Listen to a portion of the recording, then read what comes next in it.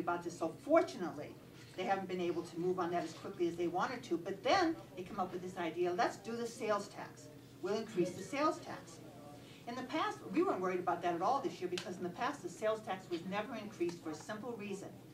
You guys on the borders could stop it. State reps on the borders would never vote for an increase in the sales tax.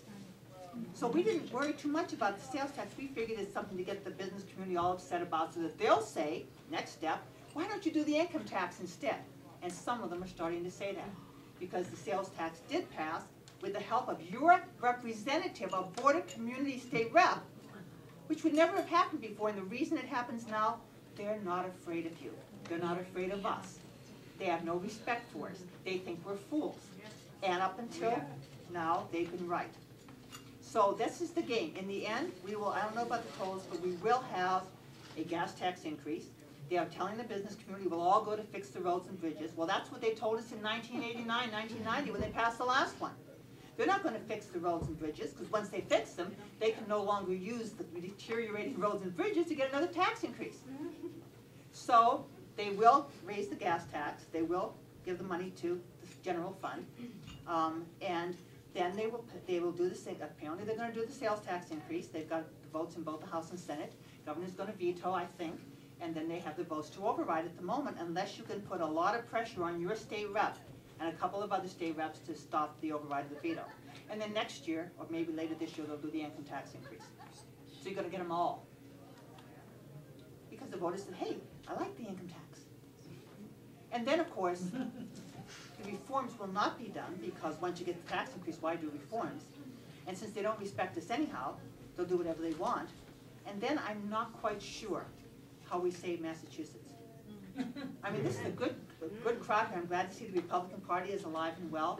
And I hate to spoil your summer, but it is up to us to save the Commonwealth. Us being Citizens for Limited Taxation, local taxpayer groups, and the Republican Party.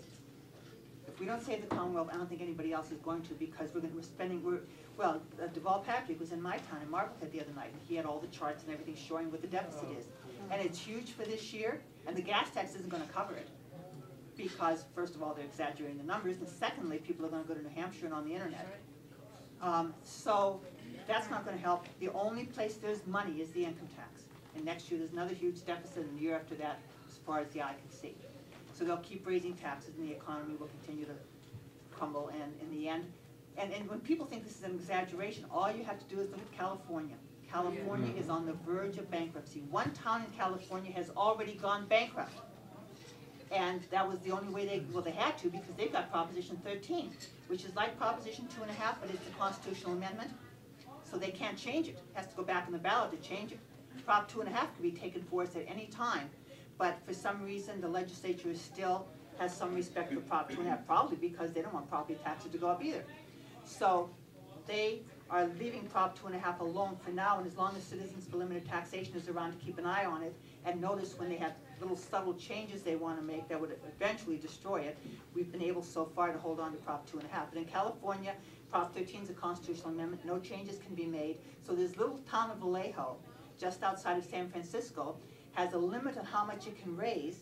California has no money to share, and they've got union benefits, those pensions and health insurance that you guys were talking about, that are greater than the amount of revenue coming into the town. When they declare bankruptcy, they can nullify the union contracts. So the unions went to court and said you can't declare bankruptcy, and the courts so far have been saying yes you can, and it's working its way through. But watch that, because what's happening in Vallejo is going to be happening in some of our cities and towns, because we can't sustain the liabilities. I mean, never mind just the property tax increases and the increases they want every year, and the pay increases, and the step increases, and the longevity increases, and the things that they're all getting every year anyhow, particularly the teachers union. On top of that, they've got this health insurance that Elliot was talking about, and for life in many cases, and the pensions that are extraordinary compared to what ordinary people get. It's piling up along with the state unfunded pension liabilities, the state unfunded infrastructure repairs. It's not sustainable. And therefore, it's up to us to save the Commonwealth. And now I'm getting to that part of here's my plan. And this is it, folks. This is my last plan. This either works or I have no idea what to do next. In November of 2010, we have to defeat enough legislators to scare all the rest of them.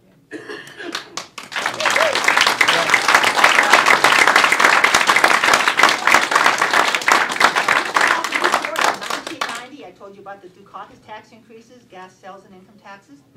People were very angry. They didn't vote for our question, which was on the ballot, because it went too far. They voted for Bill Weld, and they threw out 7 senators and a bunch of state reps.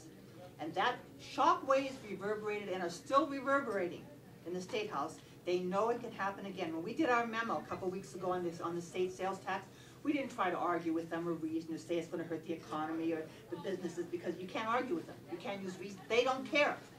All we did was we listed the names of those 7 senators who lost their jobs and said, quiz, what do these people have in common? Answer. The last time the gas tax, income tax, and sales tax were raised, they all lost their jobs.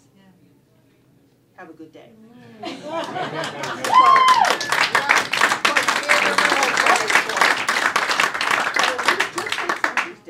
Senator Bedore, Senator Tucker voted against it. Your state reps voted for it. If we can defeat those state reps, anybody who votes for the tax increases doesn't do the reforms, and they aren't going to do reforms. If we can throw them out of office, then we can turn things around, because then they will fear us, which they should. You can't run a democracy if your representatives, the people who are working for you, don't fear you. Right. So we're not doing an initiative petition. We hope nobody else is doing an initiative petition, because that just distracts everybody from what has to be done. What has to be done is we have to defeat the state senators and the state reps who voted for the tax increase. So I thank you for being a group, for getting involved, for doing everything